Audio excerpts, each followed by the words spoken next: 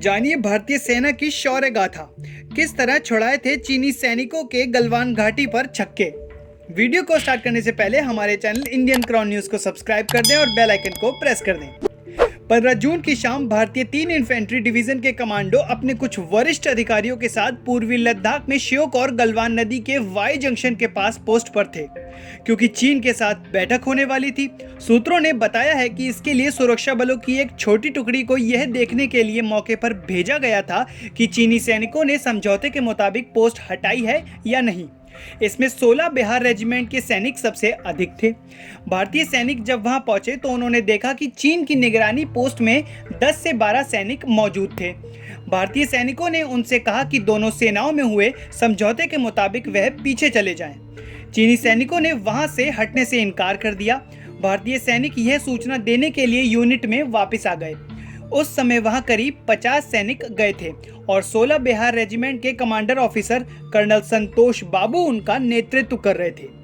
जब भारतीय सैनिक अपनी पोस्ट पर वापस आए तो इसी बीच चीनी सैनिकों ने गलवान घाटी में पीछे मौजूद सैनिकों को बुला लिया। इस बार वह करीब 300 से 350 सैनिक आ गए थे। भारतीय सैनिकों के वहां दोबारा आने से पहले ही चीनी सैनिकों की संख्या बढ़ चुकी थी। उन्होंने पोस्ट के आसपास पोजीशन ले ली थी। पत्थर रॉड जैसे हथियार हमले के लिए तैयार कर लिए थे। हमले के लिए पहले से घात लगाए बैठे चीनी सैनिकों ने सबसे पहले 16 बिहार रेजिमेंट के सीओ हवलदार पलानी पर हमला किया। सीओ को गिरता देख भारतीय सैनिक भी आक्रोशित हो उठे और संख्या में अधिक और ऊपर से पत्थर बरसा रहे चीनी सैनिकों पर पलटवार शुरू कर दिया। यह संघर्ष 3 घंटे से अधिक समय तक चला, यानी देर रात तक चला। इसमें कई चीनी सैनिक या तो गंभीर रूप से घायल हो गए या फिर मर गए। सूत्रों ने बताया है कि अगली सुबह जब यहां सब कुछ शांत हो चुका था तो चीनी सैनिकों की लाशें वहां बिखरी पड़ी थीं।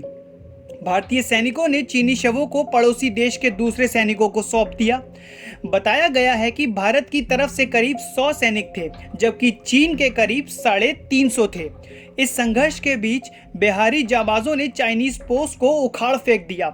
इस घटना के बाद पीछे के इलाकों में सैनिकों की संख्या और ज्यादा बढ़ा दी।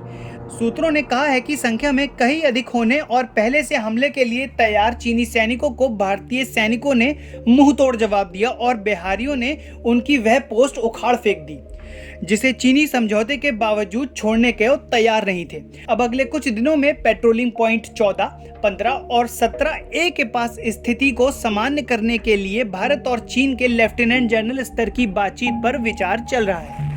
ऐसे ही खबरों के लिए जुड़े रहे हमारे साथ इंडियन क्राउन न्यूज पे।